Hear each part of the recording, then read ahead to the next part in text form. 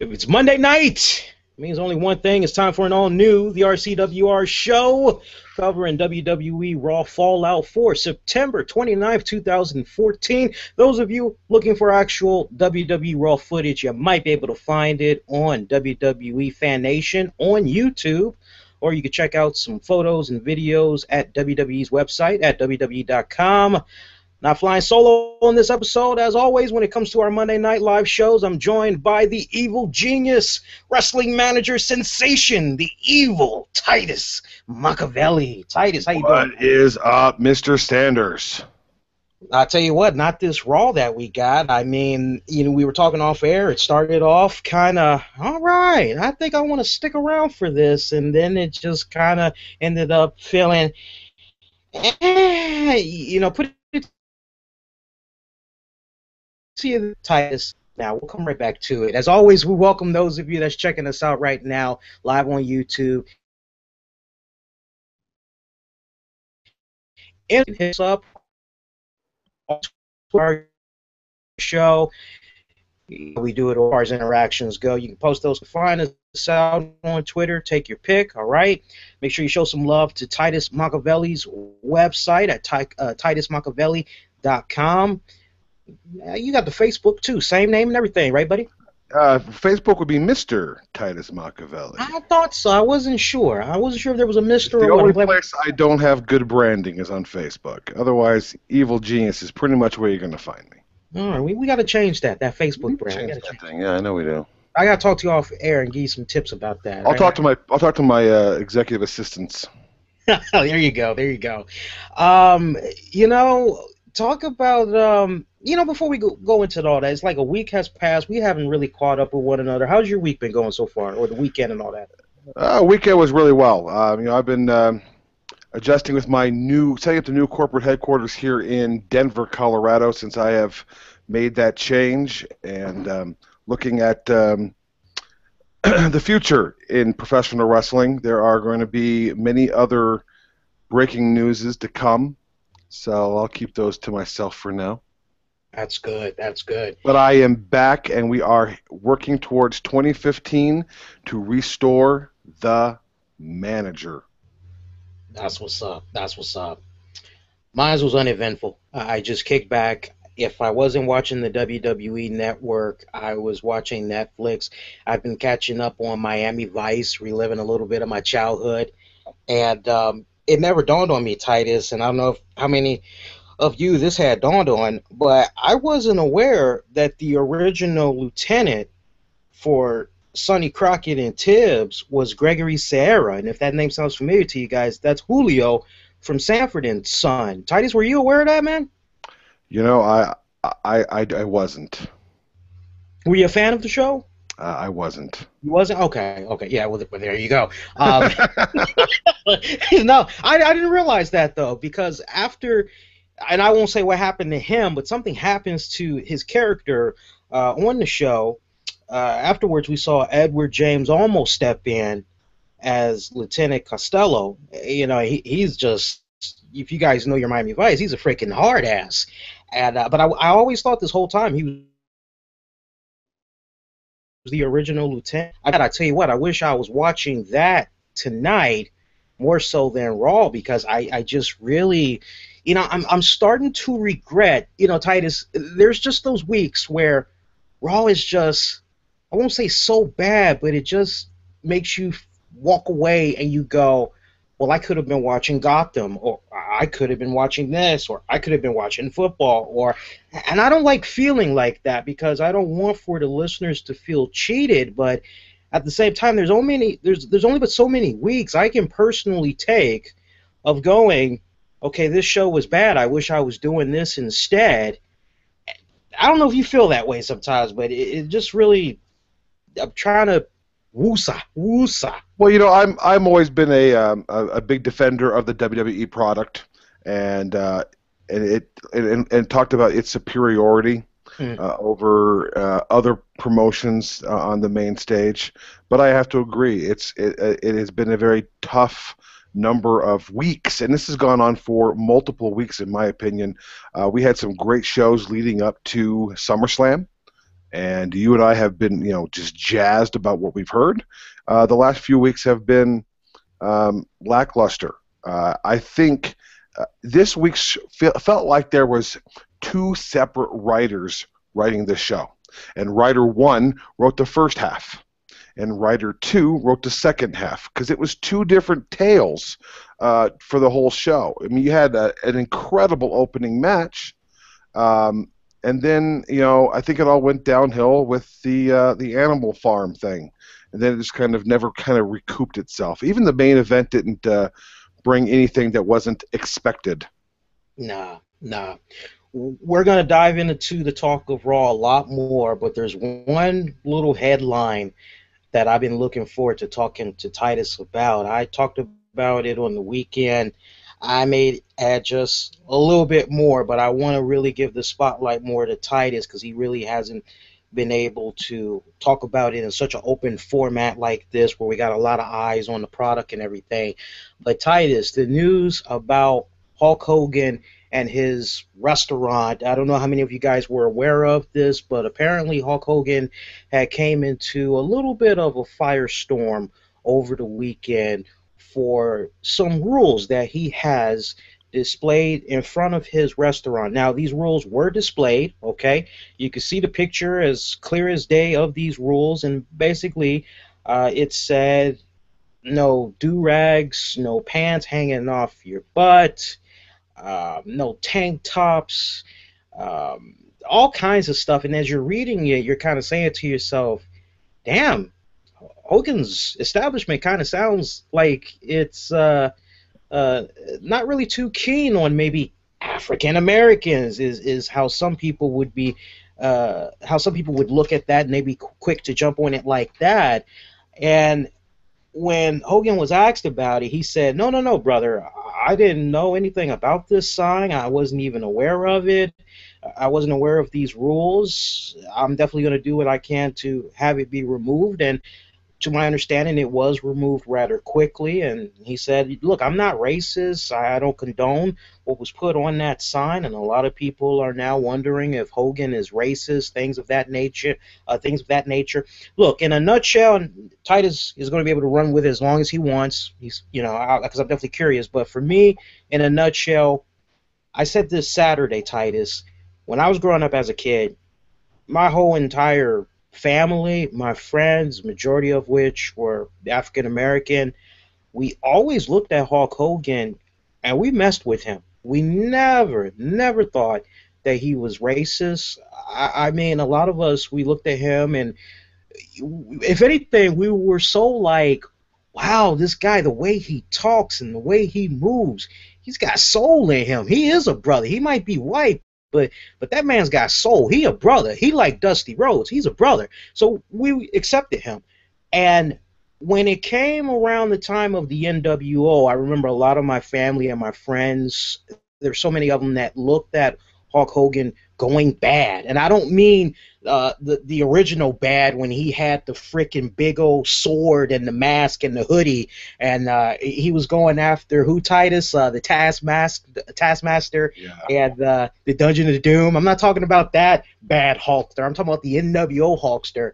A lot of my friends and family, they looked at that and said, Hulkamania's ran his course. This is just a desperate move. They didn't care about that. Instead, they were like, okay, Kevin Nash, Scott Hall, NWO, okay, that's awesome. Hulk Hogan, whatever. I don't care about that. But they never looked at him as racist. So for me, I just think this was a case right here, and you hear this with a lot of celebrities. Their agents come to them, hey, I can get you this, I can hook you up with that. All you got to do is sign this paperwork, I'll take care of the rest. You do maybe a commercial here and there, you plug the product, or maybe you do a meet and greet at this establishment, and you're good to go. Okay, I'll do that. So it might have been another team that was dispatched to handle that advertising and all that. A little bit naive on the part of Hogan and his team that's supposed to make sure all those X's and O's are covered. Yes, but Hogan racist? No. Titus, your take. Well, let's start with the obvious. All right, so it said on the sign, no do-rags. I can't think of a time in the last 25 years that I haven't seen Hulk Hogan wear a do-rag. Okay? Now let's go another step. No tank tops. Lee, are you wearing a tank top? Not tonight, but I usually do. Well, you know, and so do I from time to time. No baggy pants. Lee, are you wearing baggy pants right now? I gotta be honest. I'm actually wearing boxers right now. Oh, very cool. I actually have baggy pants, especially my jeans. I like to have my jeans a little bit, comfortable. Where in the holy hell does that sort of outfit exclusively belong to African Americans? That's what I'd like to know. Where in the world that exclusively belongs to the African American culture?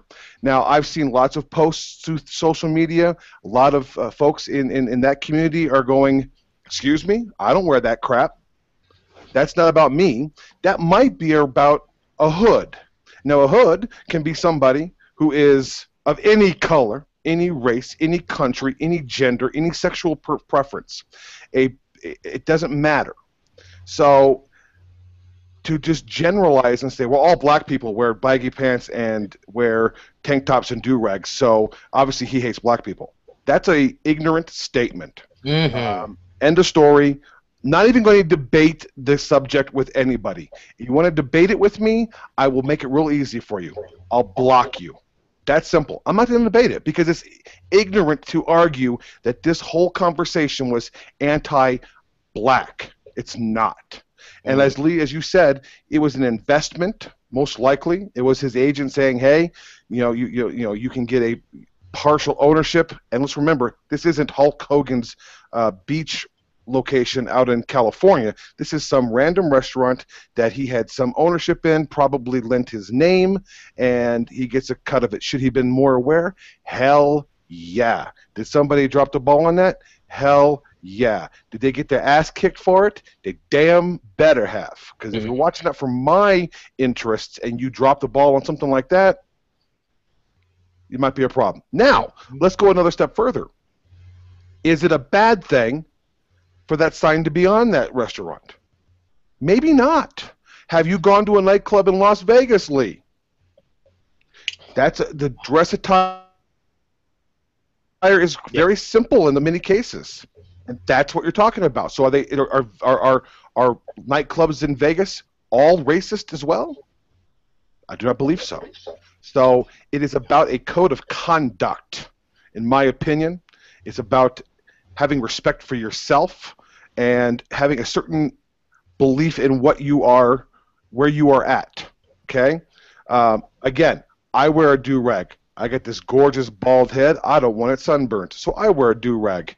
I do wear tank tops when I hit the gym and when I hang out in my time, and I love a good pair of baggy jeans. So obviously, I'm a brother too, and I was disrespected by Hulk Hogan, right? So, right. Rant is over. Yeah. Not racist, definitely naive with. Honestly, I don't see what the big deal is. I mean, when it's all said and done, certain establishments have that right to make certain exclusions. I mean, you've heard the saying, no shirt, no shoes, no service.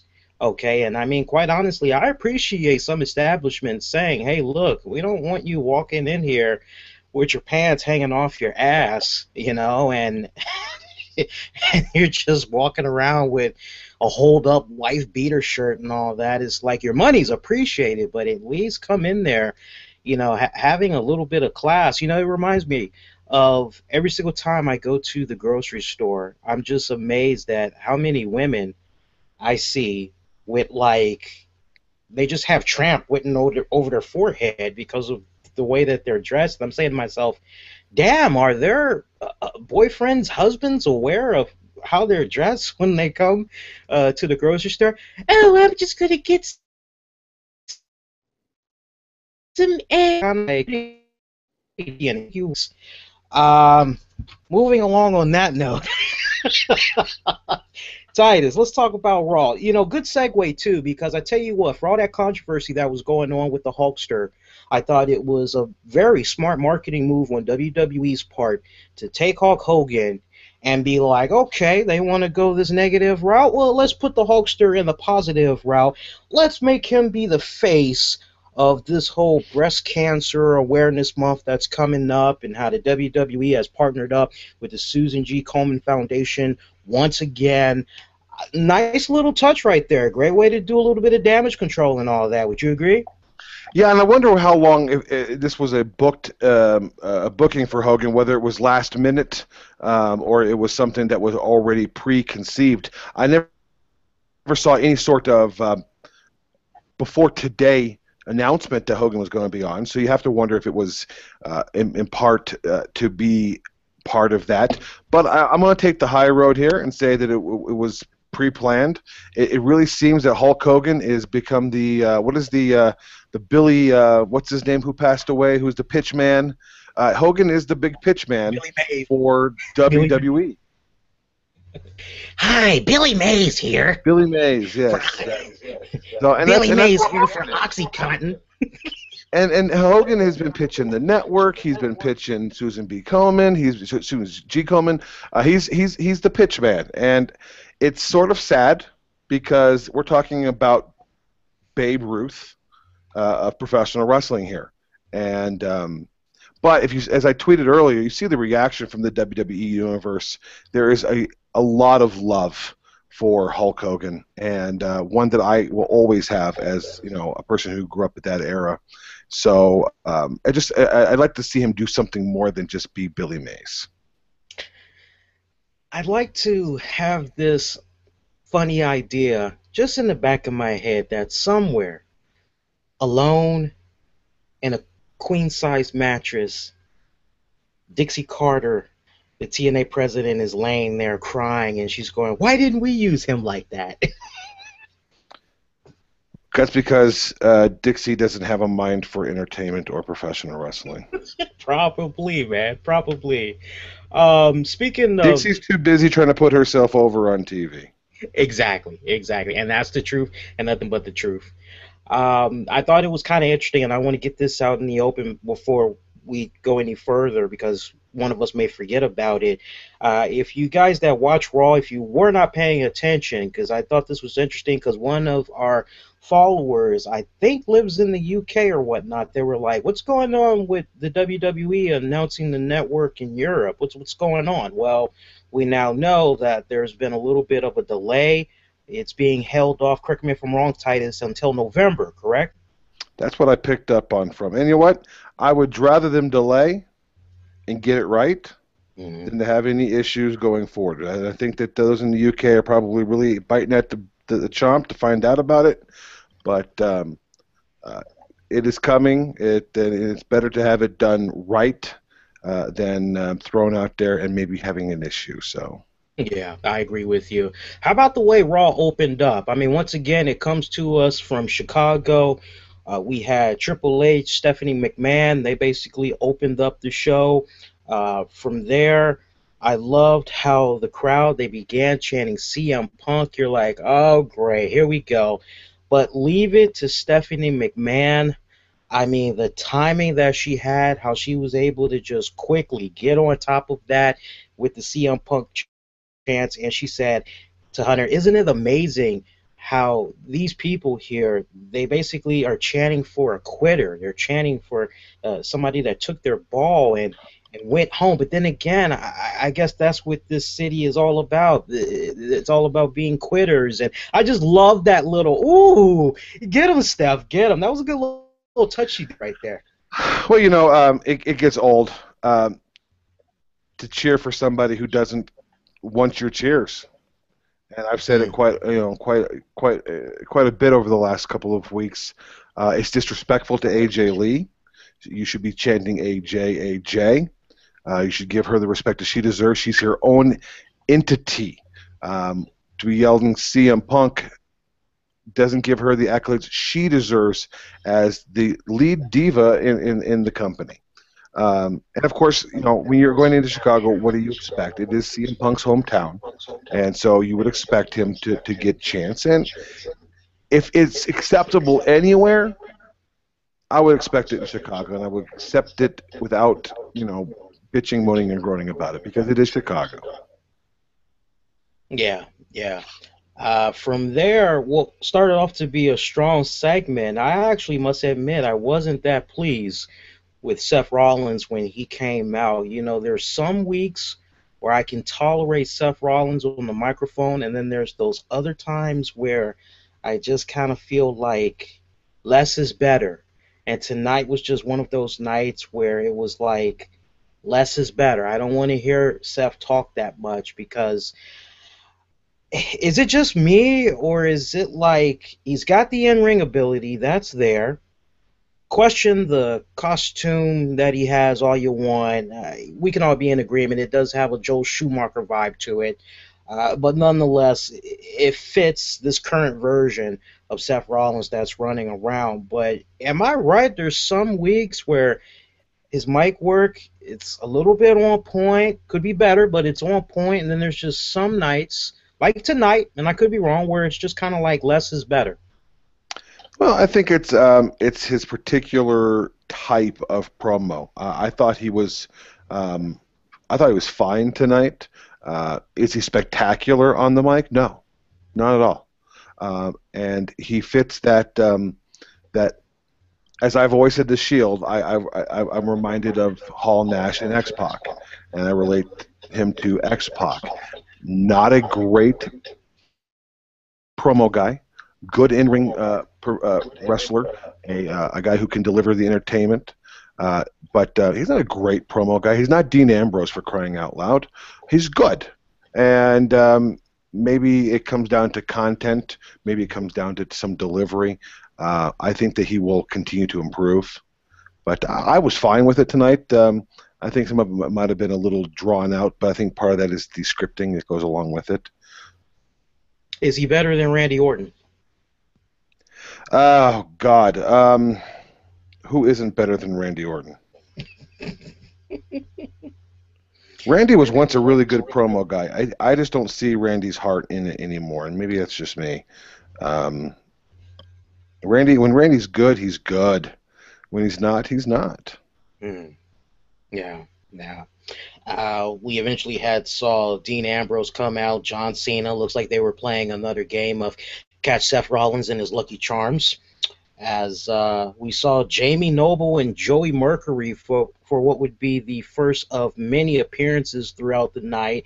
And I actually couldn't help but say to myself, Titus, oh wow, so it looks like we're going in this direction with Jamie Noble and Joey Mercury. They are now the new Pat Patterson and Gerald Briscoe for Triple H, as they were given the task tonight of finding Dean Ambrose and that Money in the Bank briefcase that apparently he took away from Seth Rollins. I guess it was on SmackDown all this had went down, because I don't remember it happening on Raw last week. And what was your thoughts on seeing Jamie Noble and Joey Mercury getting a lot of camera time there? Well, every time I hear Jamie Noble, I always think of the one word, "dang," because that was his deal there. Love to see Jamie and Joey Mercury get a little screen time, because I think that they do bring something. Let's go to the recipe of Vince McMahon. There's a recipe that worked. Why wouldn't you try to replicate some of it and see what you can do with it? I'm okay with it. Every boss needs a stooge. You go to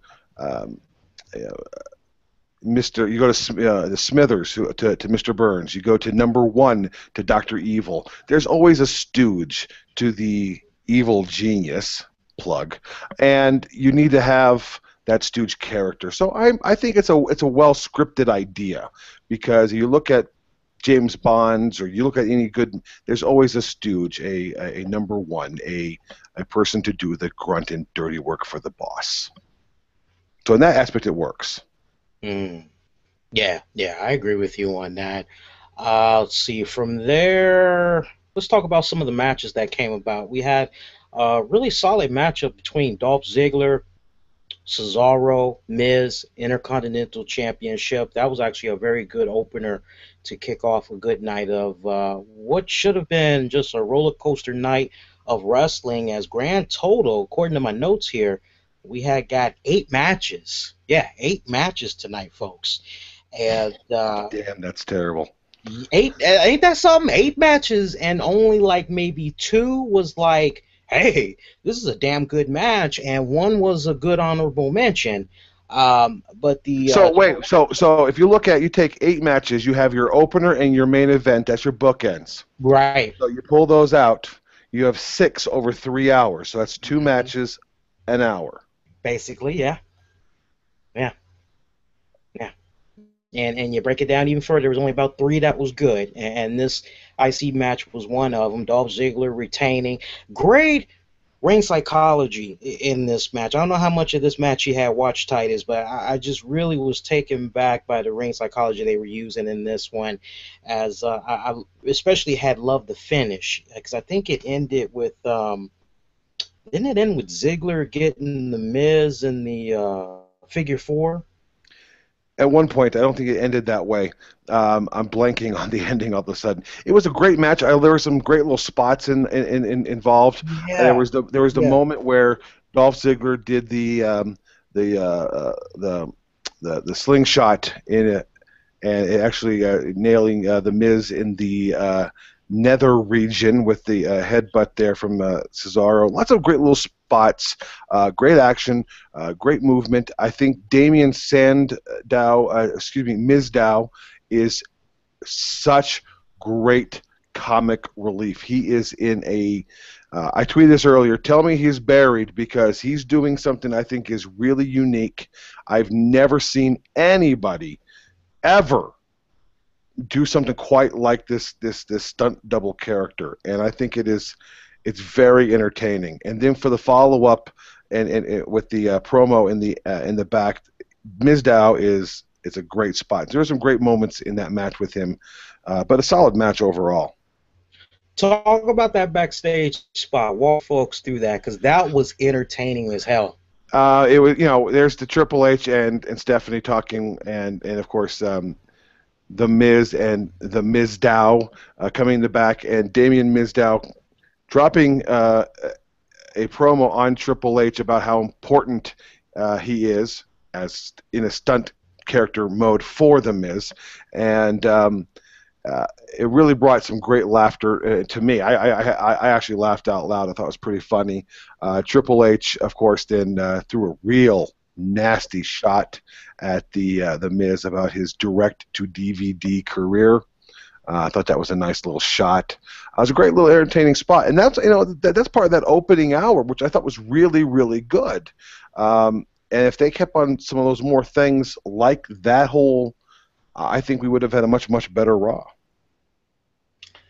Those of you that's joining us right now, welcome. He's Titus Machiavelli, Lee Sanders here. If you are enjoying our show so far, make sure you go your way. Share this a number of ways. You can Facebook it, Google Plus it, retweet it. One of the many ways you can spread the word about our about tense contest, though, because good segue.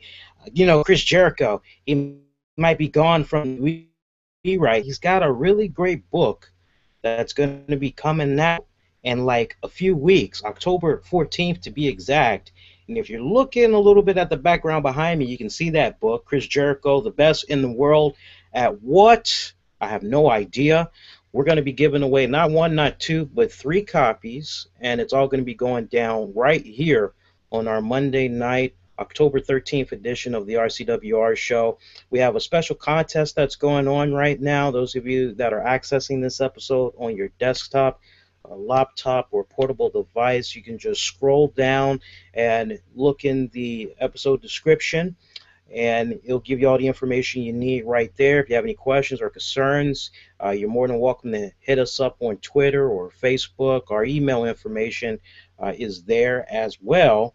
And best of luck to you guys. Hopefully we'll be announcing your name right here for that contest. It's nice to give back, Titus, as we'll have a really great community that's just been continuing to support us all these years. As if it wasn't for you guys, we wouldn't be continuing to do this for you all. Yeah, it's a great contest, a great book, and if you're not trying to win that thing, well, then they'll just give it to me. Exactly. Let's see, what else had happened? Tyson Kidd. I've really been enjoying the work of Tyson Kidd. I'm happy to say that I've seen this new evolution of his character go down in NXT, and it's refreshing. I love it. Despite getting the occasional Tyson chicken chance and all that, he sure was messing with his beats tonight, Titus. I kept wondering what the hell was he looking at on his phone. What was so important that he could not at least look up at some nice-looking women as far as the wrestling goes? Yeah, let me make sure. I can't blame Tyson because I had the segment on mute and was doing business as well. Yeah. So he was looking at his phone. I, of course, the evil genius, was looking at my brand new iPhone 6, doing some work there. So I honestly, it's funny because I didn't get the Beats reference that you tweeted at me for a few, but I as well, like Tyson, missed the segment. Yeah, that was just. Somebody had grilled me last week. They were like, one day Leah's going to talk about women's wrestling, and it's not going to be for their looks. Well, I'm sorry, but in this case, you gave me not one, not two, but you gave me three half-assed women that could barely wrestle. I had no choice but to look at the next best thing, and it's like, well, which one of them looks the hottest? I'm trying to be respectful. The disrespect would come if I said, oh, man, it's a Divas match, and I do like a typical guy, and I go do a bathroom break or walk the dog or whatever. I tried to watch it so that I could at least say I saw the finish and all that good stuff, but I could care less about this particular match, and that's despite the fact that Natalya was involved, and I love Natalya. And let's be real for a second. This was the best women's match of the evening.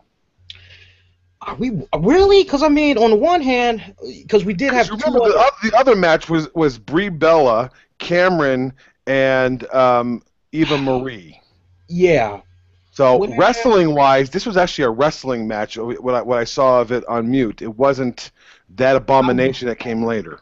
I'll give you that. It was better. I'll give you that. Yeah. What did you think about that, by the way? I mean, not one, not two, but we got 3 Divas matches tonight. That's unprecedented. I can't recall the last time we had the women dominate on the Raw flagship show. And, of course, for me to say that was the best match earlier would be a disrespect to AJ, because AJ did put on a very good match tonight. And it was 3. That gives you hope that you see some real positivity. I would prefer to see the middle match disappear and maybe put in something different. I would have loved to seen a match with Paige involved. Love this. I'm still waiting for Charlotte and Sasha Banks to make their way up, but I'm still going to hold off on that. I'm excited about the women's division. I think that it's got hope. It's got lots of positivity around it. But to be pushing some of the, Rosa Mendez has got to go. Cameron, Eva Marie, they got to go. The Bellas, they do make money for the company. They're not Nikki's actually been very, very good. Brie has been very, very bad. It's clear who's been carrying that team for the last couple of years, because there's stark differences between the two at this point. They're on different levels. As I was watching the next match, which had Brie Bella take on, she was in that handicap match against, who was that? Brie Bella. That was Cameron and Eva Marie. And Brie won that match, didn't she? She did. She did. I love the pop that she had got at the end, because at first the crowd was letting her know they really weren't into that match, as with the other Divas match. But Brie, in the end, she kind of won them over, got them on her side, and I couldn't help but kind of look at that moment right there and kind of say to myself, well, if they want to continue to go this route where now we have Alicia Fox back, and she seems to be doing somewhat of the dirty work for Brie, for Nikki, then what do you think of the idea of maybe WWE possibly bringing up Bailey. You know, there's a spot for Bailey. I think um, unlike the other girls in NXT, I think she has a little bit more development left to do. I think that she probably could have a good run as NXT, Divas champ. I don't think she's quite ready. Damn. She's still kind of, developing her gimmick, her character. Her in-ring is good. I think it could get a little stronger. So I think Bailey is probably needs to sit a little longer. I'm really confused by some of the people who are still missing. Of course, our good friend, the shoplifter. She's been completely lost. It's an interesting division you've got going on right now, and a lot of I'm not bashing the women's division. I think it has lots of opportunities. I would like to see it be maintained a little differently because I think that the camera time is being wasted on people who just don't belong there. They're there because they're pushing a different television program. Who slides in there, though? Does somebody need to slide in there to help Brie fight the good fight against Alicia Fox and Nikki Bella? Because, look, the shoplifter experiment, I don't think they need to go back to that position. I think they need to continue to take their time and make sure that the next time they want to try to give Emma a little bit of a push, that she's definitely deserving of it. But is there anybody that maybe we haven't thought of in a while that would definitely serve very well as Brie's tag partner?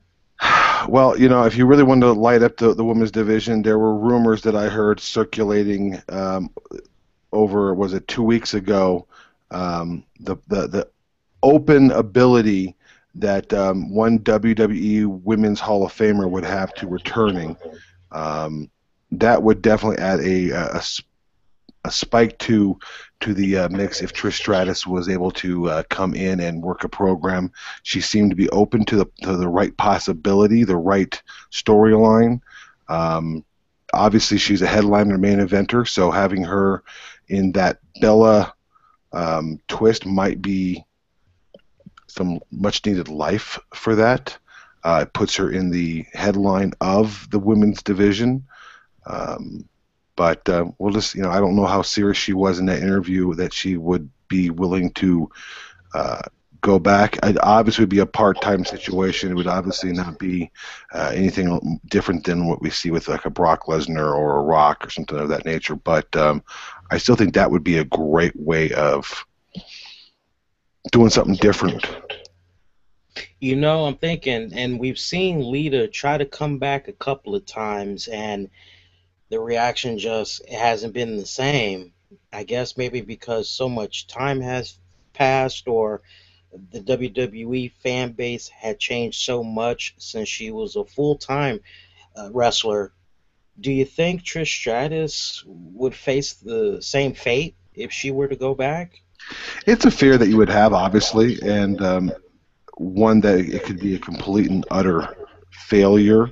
But I think Trish is amongst the sort of elite that she could, in my opinion, she's the greatest Divas champion of all time, and quite possibly amongst the top 2 or 3 women's wrestlers ever. And it's a big statement to say, and I'm going to get heat on the line for it.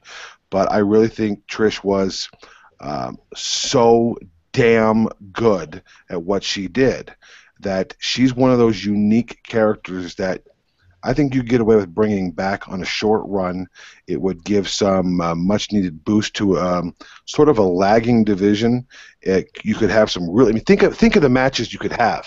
You could have Trish Stratus and AJ Lee, Trish Stratus and Paige. Those really kind of make me just really get kind of excited to see that passing of the guard of some sorts. I think someone like Naomi, who I think is a talented woman wrestler, who seems to be lost in the shuffle right now, and I'm not sure why. She's really good at what she does. She'd have some great matches with Trish. I think Nikki is much better than people give her credit for. I'm not going to defend Brie Bella, but Nikki could have some good matches. Yeah, remember, when you've got a veteran like Trish Stratus who can carry the match, she can make somebody look much better than they truly are. That's the art of a good professional wrestler, is to make them look. I mean, John Cena, not the greatest wrestler in the world, but when he was with a guy like CM Punk, there was magic, because Punk could help elevate some of those little weaknesses that Cena does have and make the matches tremendous. And nobody can argue the CM Punk and Cena didn't have great matches. So that's what a great wrestler can do, is take a good wrestler and make him better. And I think Trish could do something like that. Plus her ability to go into NXT and do work with Charlotte and Sasha Banks and Bayley, and that would also be another improvement in that NXT to further get that Divas division back to where it was just a number of years ago. Time will tell if we see that come about. I'm definitely on board. I've always loved me some Stratusfaction. And let's be pigs about it. Trish Stratus was freaking hot. Oh. So I wouldn't mind seeing that either. Yeah, so true.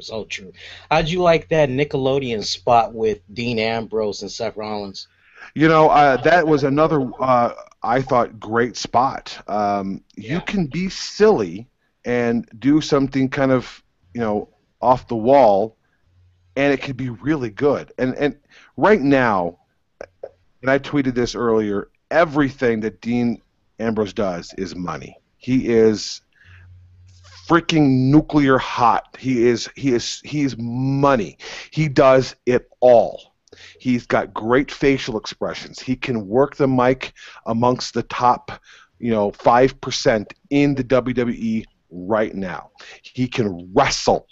We're not talking about Bret Hart here, but we're talking about a guy who can deliver a match. He brings emotion. He does so many things so well. I would love to see him go on I'd like to see him get pushed to that next level. But it's going to be, and now with Roman Reigns out of the equation, he might take that spot and do sort of a Daniel Bryan sort of run where he's trying to, get a championship match and not getting it because of the authority. Whatever Dean Ambrose does, I'm in on, because it is great. Was I the only one that was a little disappointed that he didn't roll out a bag of merchandise full of Dean Ambrose stuff? Because I'm saying to myself, maybe he's about to unveil some new Dean Ambrose merchandise, and instead it was just a bunch of superstars. There was one shirt of his in there, and I like how he kind of joked on himself a little bit. What did he say? Whatever the catchphrase is on his current shirt. Yeah. The thing is, if he was out there pimping his own merchandise, I don't think it would have been as a believable segment. He just stole a bag and was giving it away, and I think that makes it a believable segment. It does. And I don't need self-promotion all the time, because God knows we get a lot of that. That's true. We make sure we give a nod to Ambrose for that great spot that he said to the security guards. He was like, "Are you sure you guys are security? Because if I'm not mistaken, last week I think you guys were rosebuds." Tremendous. And you got to wonder how much he is off script, because he doesn't. You don't know whether he is or isn't off script. You know that the WWE machine is so dialed in and contrived and controlling. And he is not. He truly is a guy who's a little bit off of his rocker. And I just want to know, I'm very curious. That would be a question I would ask is, was that scripted, or was that, did you call an audible there? Yeah. Bo Dallas, somehow he pulled an upset win over Mark Henry. I'm getting a little bit. I don't know about you. I'm getting a little bit tired of seeing Mark Henry come out. I'll tell you what. I'm sorry that I let you all down. I'm sorry I ain't beat Rusev and beat him and induct him in the Hall of Fame because that's what I do. I'm getting a little sorry of this self-pity tour, and just before I could really be taken to the brink of irritation, Bo Dallas comes out, and it's like, okay, this is kind of refreshing. And it looks like these guys are going to be continuing their little feud as on main event Tuesday night. They're going to be having a rematch. How did you enjoy this first go-round with these two? I think what this is setting up is a heel turn for Mark. He is much better when he is the antagonist as opposed to the protagonist. And for you kids out there, you need to Google those words. They're important words. He is a good heel. He's more believable as a monster than as the good guy. So I think that you see this whole thing kind of coming up where he's going to have a problem with the Big Show. This is your fault. I got all weak and I got all this way, and I think that's what we're leading towards. You saw a little bit of that tonight when he attacked Bo Dallas after the match in the backstage section of the show. I think so we're setting up for that, and I applaud it because it's a much better position for Mark Henry than the golly shucks, I just love being here. No, that's not Mark Henry. That's not the Mark Henry I want. I actually want the sexual chocolate Mark Henry, but not gonna get that. Oh my God, the sexual tour 2015. That would be awesome. That would be awesome. I'd love to see him. I've had this idea for many years now, and I'm surprised WWE hasn't gone this route, but I always thought it would be awesome, just how you have WWE or WWF old school.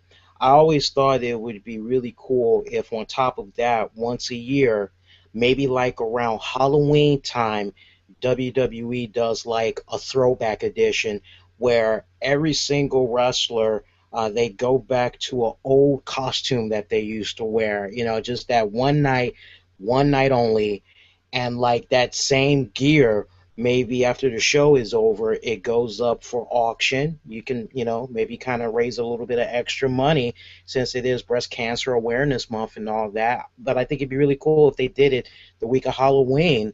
I'm not sure why they haven't done something like that.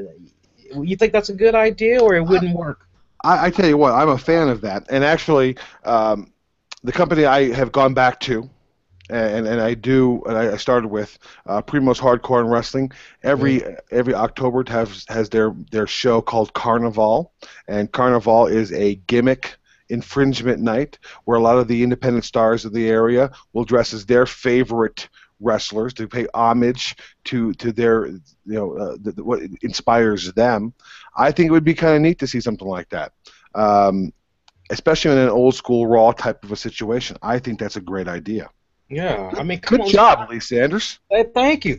I've been sitting on that for years. I'm like hoping now that I've put it out there, maybe it can like go through the right channels. I know there's a couple of WWE friends we have that watches us from time to time, but I think that'd be a badass idea, especially to see Triple H just for one night only, Hunter Hearst Helmsley, or we see Bill DeMott come out as Hugh Morris. I mean, that'd be pretty badass. Speaking of Hugh Morris, how are we enjoying Hugh Morris 2.0? Of course, I'm talking about Rusev, as it looks like the next chapter in the rivalry with Big Show, it's cranked up a notch. We finally see somebody do what I've been patiently wondering.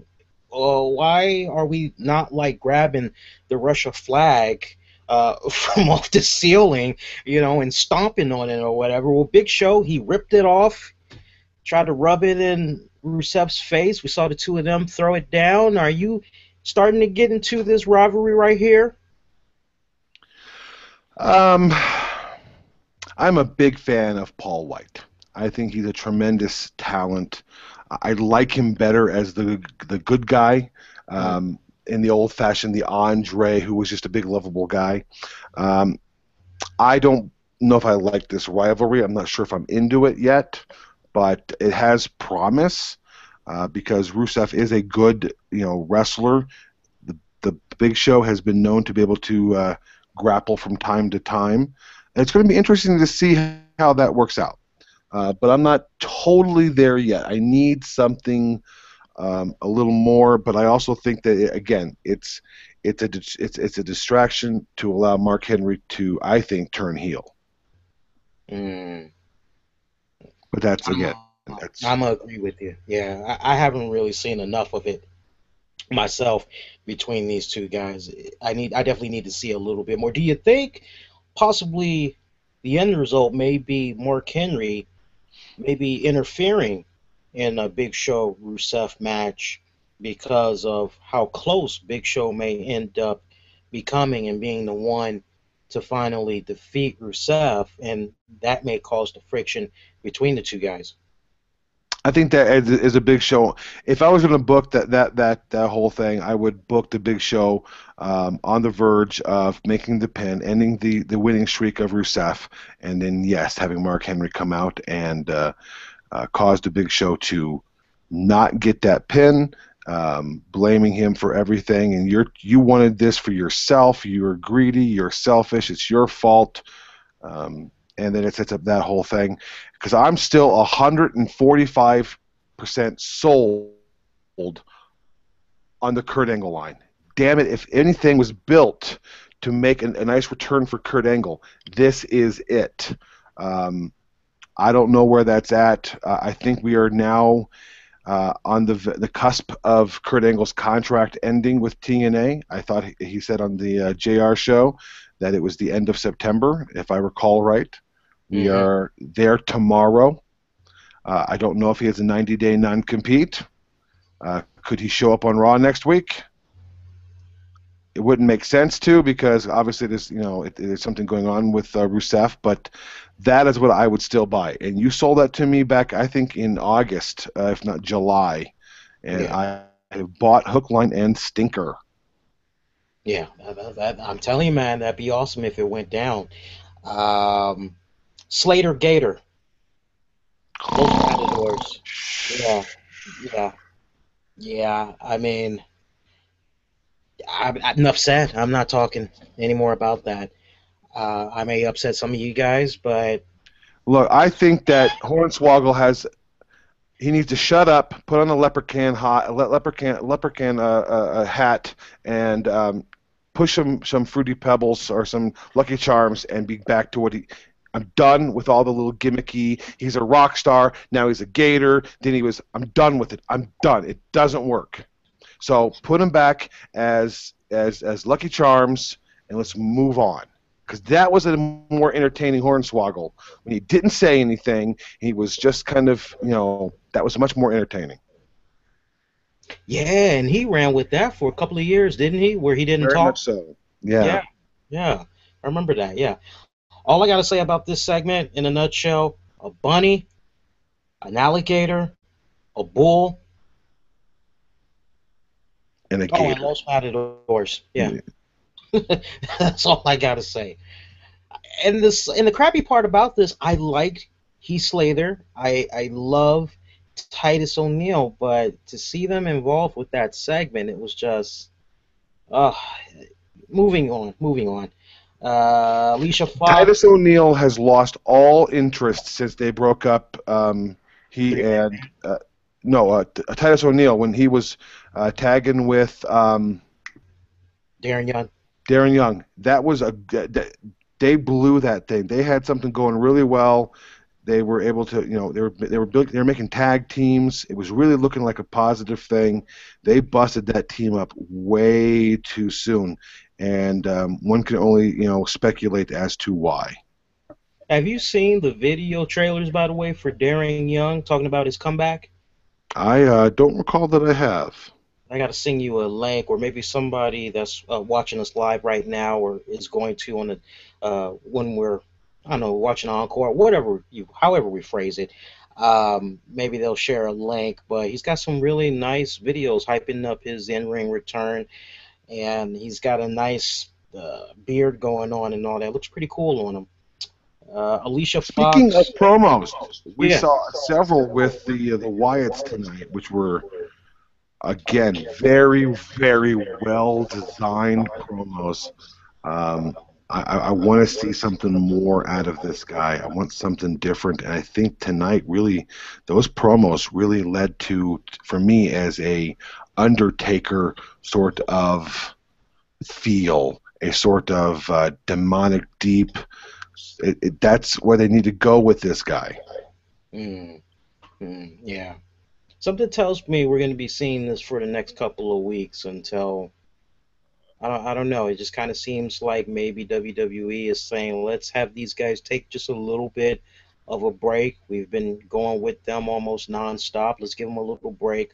We'll bring them back in a couple of weeks, because the video that I saw tonight, my interpretation of it was, okay, it seems like we're being reintroduced to Eric Rowan. It's like, okay, that's fine. Oh, correction, Luke Harper. Yeah, Luke Harper. It's like we're being reintroduced to him. Okay, that's great. Now I'm kind of getting the vibe. Maybe next week we'll be reintroduced to Eric Rowan, and then the next week we'll be reintroduced to Bray Wyatt. So basically, 3 more weeks later, that's when they'll pop up again. That's the vibe I'm kind of getting. Yeah, it's not a bad thing to take someone off TV to make you go, where the hell is blah, blah, blah. Yeah. And I think it's a good thing. Yeah.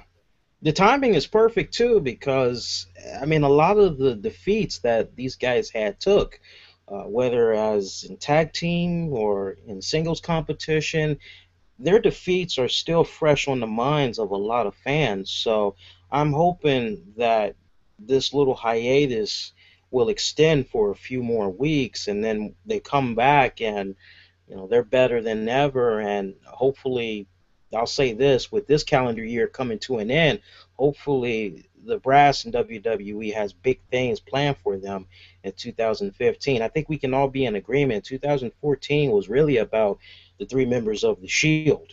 It's still about the 3 members of the Shield. I have a strong feeling next year will be about the Wyatt family. Oh, I think the Shield's going to bleed over in 2015 quite a bit. Literally. Alicia Fox and my mind's kind of blurry right here because I started to not give a damn. What happened? What happened right there? Alicia Fox, AJ Lee Page. AJ Lee and Bailey found a new BFF. You're not Bailey. I'm so sorry. Paige has a new BFF, and I want to stay interested in this rivalry because I like AJ Lee and I like Paige very much. I just don't know where this is and where it's at. I want to care. Damn it, make me care. I kind of had the same problem, which is probably why I drew a blank right there. Not to mention, I kept looking at Paige's attire, and I just felt like Jerry Lawler. Just looking at her ass. I see how you are. Yes, I was. Literally. I said, damn, it's coming along very nicely. And then I was kind of like, you dirty old man. She's like 21 years old. Hey, I could teach her a few things, how to drive, get her some nice wardrobe at Hot Topic. Sheamus taking on Damian Sandow. What you thought about that match? I thought the best thing of the whole thing was that you see Damian Sandow had reached into the Miz's playbook and was doing a lot of Miz moves, which is I think very well designed, because if you're having him be the Miz stunt double, he damn well ought to be living it 24/7, and him doing that little from the knee DDT, and I thought it was that was clever. If we expected anything other than Sheamus going over, then you were kidding yourself. But yeah, it was really it was all right in that aspect. I liked seeing. I like to see more of that. I'm seeing from some of the comments that the Wyatt family did appear, but it was right after Raw went off the air. Hey, buddy, if they aren't showing it on the WWE Network, which they weren't because they were hyping up the new edition of Monday Night War, the era of Stone Cold beginning, then unfortunately it doesn't count. Not unless somebody is able to record it and they put it up on YouTube. But even at that, WWE catches wind of stuff like that. They have that content be removed very quickly. So although it may have happened after Raw went off the air, it's still going in the motion of them not being on TV, at least right now, which I think is actually a good thing. We hear about stuff like this all the time where you see these little video packages and you're like, oh, this wrestler wasn't there tonight. And it's like, oh, they were there. They were backstage. They just weren't used for the main show. We heard about this happen with Jericho a couple of times this run that he had with the WWE. There were nights where you're like, oh, they didn't use Jericho tonight. And Jericho was there. Matter of fact, who was it that recently popped up, Titus, on an episode of Raw? And I want to say maybe it was Bret Hart, because I remember like after Raw went off the air, it like continued on the network, and I was like, oh, there's Jericho. He popped up. I want to say it was Bret Hart. Maybe I want to say maybe Bret Hart Appreciation Night. It was something recent. Not sure. Not sure. I could have sworn it might have been Bret Hart Appreciation Night. Main event match. I got nothing. It was predictable. I mean, we expected, Cena, Cena and Ambrose were standing victorious last week, so you have the quid pro quo. You have this week, them both getting curb stomped. I think the most interesting part of the entire evening was the end when John Cena took the curb stomp, and the fans yelled, "Thank you, Rollins! Thank you, Rollins! Thank you, Rollins!" Because Chicago clearly hates John Cena. Apparently, yeah. Shoot, you go back to earlier in the night when Dean Ambrose had opened up the bidding at $1 for a John Cena shirt. They were booing the hell out of that. So it's like, yeah, obviously Chicago does not like John Cena. Where does this go? I mean, you got Hell in a Cell that's going to be happening in about 3.5 weeks. The way it's looking right now, there's probably not going to be a Brock Lesnar defending his championship at Hell in a Cell, which, by the way, kudos to finally, after we talked about it last week, we finally see Paul Heyman. He begins this new story arc of confronting the Authority and saying to them, hey, look, my client Brock Lesnar was a little bit upset at Seth Rollins coming out. And the Authority, they were getting ready to do damage control, but Seth Rollins said, hey, the Authority didn't tell me to do that. I came out. I did that on my own. I would have thought that maybe you would have appreciated somebody young and hungry and determined to make their mark, make their presence felt. So I would have thought you would have appreciated that. And basically Seth Rollins apologizing, kind of, to Paul Heyman. I like that nice little angle that we got going on right there, but now we got to get back to the main thing at hand, which is what exactly is going to happen at this Hell in a Cell, because if you're not going to have Brock Lesnar defend the title, all right, then what's going to be your main event match? What are you going to do? Are you going to do Seth Rollins, John Cena, Dean Ambrose? Because the way things are looking right now, you got Kane and Randy Orton. They're getting sick and tired of cleaning up Seth Rollins' mess.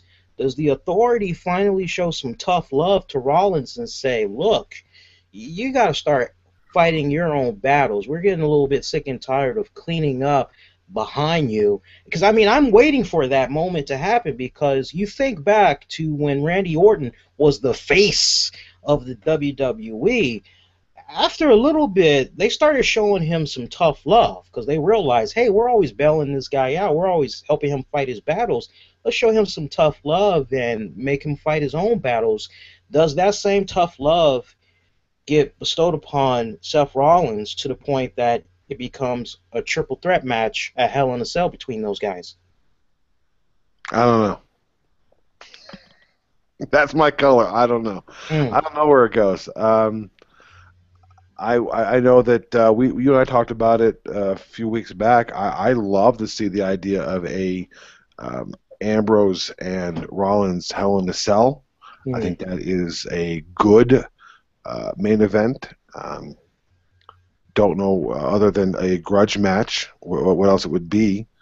But that would be a nice match. But then, how do you factor Cena in it? You have to factor Cena in it, well, for a couple of reasons. One, obviously, is John Cena. He's the the main man in the company, like it or not. And also because he's in this storyline. So maybe it will be a triple threat sort of scenario. I don't know. It's going to be interesting to see how they play that out.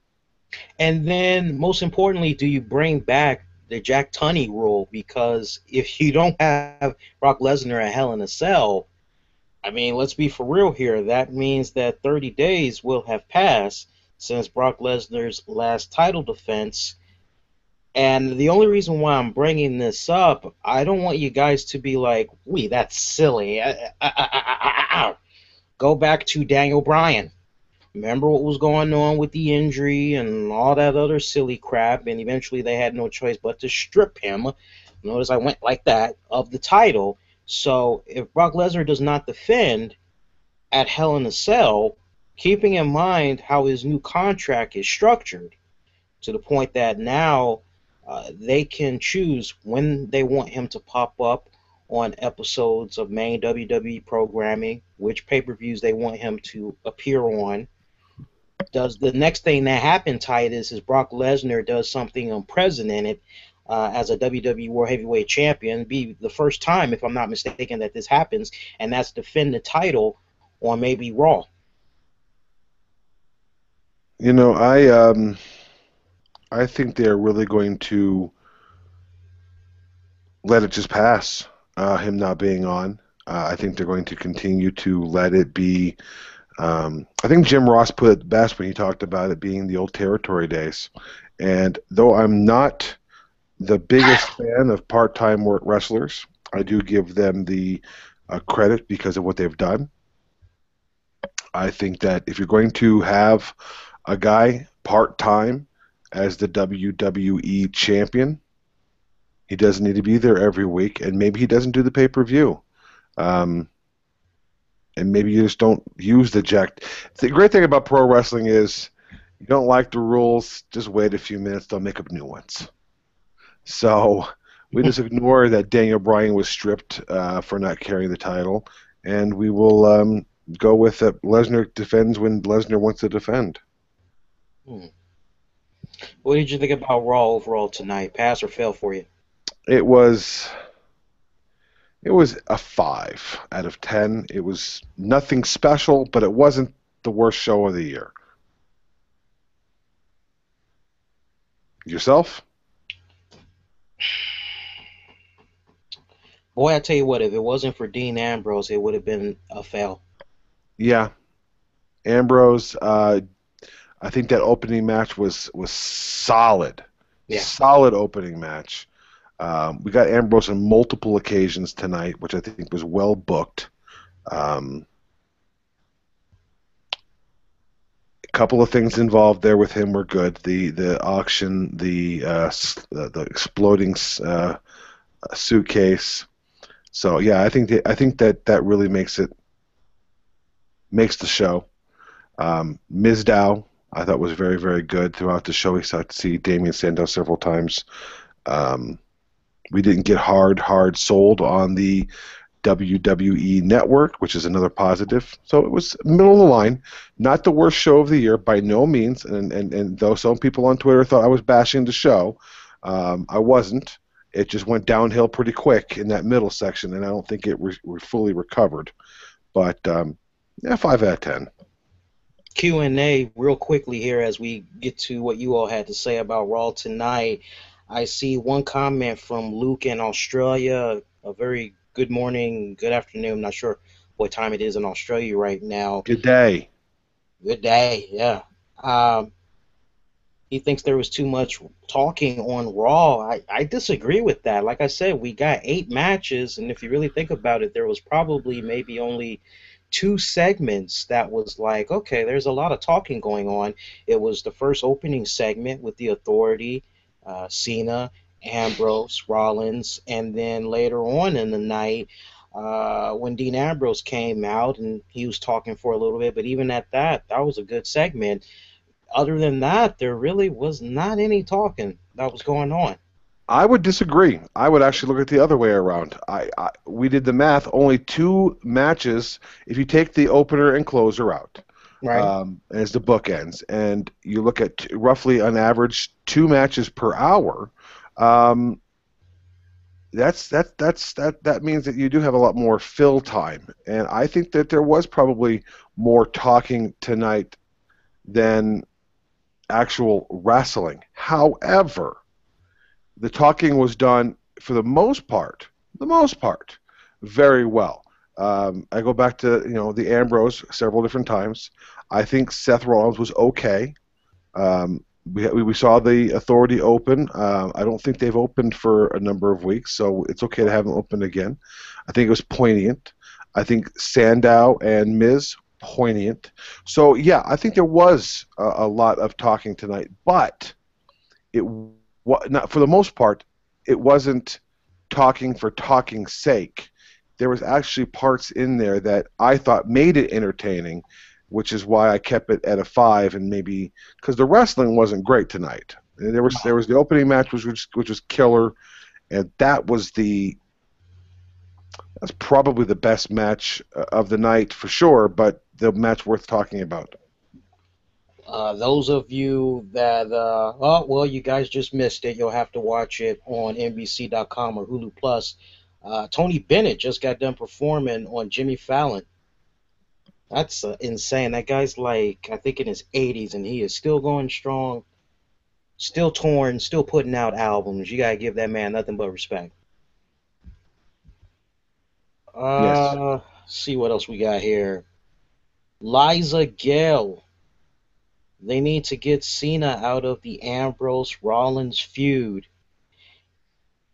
It does kind of seem like they're trying to figure out a way to have Cena be a little relevant, not to get us on a rant because so many of you commented on our thoughts on John Cena last week. Particularly my thoughts, by the way. Yeah, your thoughts. Yeah, I mean, I was like, hey, I'm with you guys. I don't really, but there was apparently a lot of you all that, and I like how, like, instead of, like, mainly everybody, like, targeting you, it's like, you guys, it's like, I don't remember saying I love John Cena. It's like, what the hell, man? Lee loves John Cena. Lee loves John Cena. How do you feel about that comment, though? They need to get Cena out of the Ambrose Rollins feud.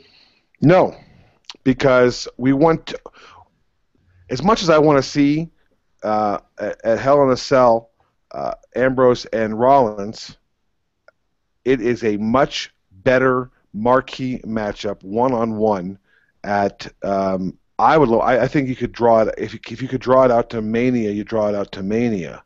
I don't think you can, but who knows? But you put Cena in the middle, it keeps that thing from happening, which makes you want it to happen even more. And then you get more pissed about it, and you want to see it happen. And they draw it out a little longer, and you don't see it happen. And then when it finally goes on, you're willing to spend $9.99 for the WWE Network to watch it at WrestleMania. So there's a method to the booking. I'll relate it to, for you younger audience members, close your ears. I will relate it to sex, because sex has got to be foreplay, build up to, not just go wham, bam, thank you, ma'am. It's fun for some people, but not for everybody. The fun of professional wrestling is the foreplay, the build up, the, oh my God, will you please put these guys in the ring together? Get Cena out of the way, get this guy out of the way, put these. That's a build up. It's the same conversation that took place last year. Daniel Bryan got screwed. Daniel Bryan's screwed. Why doesn't he get a title shot? Well, he got his title shot, and it was a crescendo to the great story that's being told. We all, and I'm guilty of it too, need to slow down and not want to go to the back of the book to read who killed, the guy. We need to read and watch the story. And as George because he will be pulled. He will be pulled from that whole thing, and it will be Ambrose and Rollins on a one-on-one basis. That is the crescendo to the whole thing. And as George Michael used to say, sex is natural, sex is fun, sex is better when it's one-on-one. Ah, and I leave Titus speechless on that one. Let's get to some more comments here. Oh, Lord. Forgive me, I'm in an 80s mode right now. Brad, I have a question. I have noticed a trend with how John Cena is used. Every time a wrestler gains momentum and admiration from the fans, WWE partners him up Oh, with... Jesus, God almighty. Hang on, he brings up some very valid points. I just skimmed ahead here. This has been going on from Zack Ryder a few years back to Dean Ambrose today. Every time this happens, that wrestler's popularity falls by the wayside. CM Punk being the exception. Cena is the face of the company, so don't you think it is sad that the WWE uses him to leech fan support off of others because half of every arena hates him? Shouldn't it be the other way around with Cena helping the younger guys? Hang on a side note, don't you think it's a shame that the Chicago crowd chanted for AJ during a Divas match that she was not a part of, yet chanted CM Punk's name when she had to compete? The way she lost so quickly to Alicia Fox, of all people, probably had something to do with that. One more name I want to throw in there just to help you out, Brad. Santino. I vividly remember a point where Santino was getting so over with the WWE fans. I remember this was probably about maybe 2 to 3 years ago. I remember at one point they even had John Cena. He was borrowing a couple of elements from Santino, some of his little catchphrases and all that, and it was kind of like, uh-oh, he's endorsing Santino. Watch out now. But go ahead, Titus. I plead the fifth. I'm just not going to go there today. All right. Well, fair enough. Other than this, and then I'll leave it be. All right. One man's perspective is they are using every popular star to get Cena over because half the arena hates him. Another man's perspective might be they're using Cena's popularity, which he does because half the arena likes him, to maybe rub off. It depends on how your perspective is. All depends on the perspective. Yep. Let's see what else we got here. Blah, blah, blah, blah, blah, blah. I'm just skimming through this real quick. Blah, blah, blah, blah, blah, blah. Blah, blah, blah. A lot of people are kind of saying that this was like one of the worst Raws of the year. No, we had that a couple of weeks ago. We had that a couple of weeks ago, yeah. I see other people saying Raw was like a 5 out of 10, a 6 out of 10, a 7 out of 10. Nobody's saying 8 out of 10. We can all be in agreement for that. Weston, Lee and Titus, can we now say that Daniel Bryan is over like Stone Cold Steve Austin and Hulk Hogan? I mean, the guy is not even there, and he's still over with the crowd. This is the question I think you need to be asking yourself. Is it the man that's over, or is it his catchphrases that's over? Enough said. Enough said. Enough said. That's it. To those of you that left comments and you're like, you didn't get to my comment, we'll get to you tomorrow. We went into overtime as it is. We were only supposed to do an hour, and I'm trying to be respectful to Titus. I don't want to go any more later than what it already is. Maybe we can do something for you guys next week to make up for it. Just depends. But about an hour, 15 minutes is very good. Quick programming, no, we got the Tuesday night radio edition of the RCWR Show. We're going to go a little bit more in depth on some wrestling headlines, including something that me and Titus were debating on tonight, but we decided to not get into it because we didn't want the show going in a completely different direction. But I'm going to talk about one Jesse Jackson that made an appearance at this WWE Raw event. It's got a lot of people buzzing, and I'm going to weigh in my thoughts, and I think it's going to be very interesting what you guys hear, so make sure you join us for that. I'm also going to go over the complete TNA Bound for Glory card, as TNA Wrestling had announced it earlier today. I must say, very disappointing. This is probably going to be the first pay-per-view from TNA since we began our show in 2011 that I'm going to skip. I'll tell you the reasons why, so make sure you join us for that. A lot of stuff we're going to be covering, as well as the very latest in entertainment headlines. And that's going to do it for all the very latest Be Kind, Rewind. We got some great episodes for you guys to check out here on YouTube. Also got stuff on the downloads. All the links you need in the episode description below. Enter that Chris Jericho book contest if you want to get a copy of his new book, The Best in the World, and What I Have No Idea. Due in stores October 14th. Not every day we do prize giveaways. All the links you need is in the episode description. Follow our good buddy Titus at Evil Genius Titus on Twitter. Check out his awesome website at titusmachiavelli.com. What's your latest poll that you got up, Titus? Have not gotten a new one up, and we need to do that. So if you've got suggestions for me, I can pass down to the website. Folks, let me know. Tweet me and Facebook me. Let me know what you're interested in seeing. Open it up. You guys tell me what kind of poll you want. Awesome, awesome. He's the one and only Titus Machiavelli. Lee Sanders here, wishing all y'all to be safe. Most importantly, be kind to one another. We'll see you for that radio edition this Tuesday night at 10 p.m. Eastern, live and only on Spreaker.com. Everybody, take care.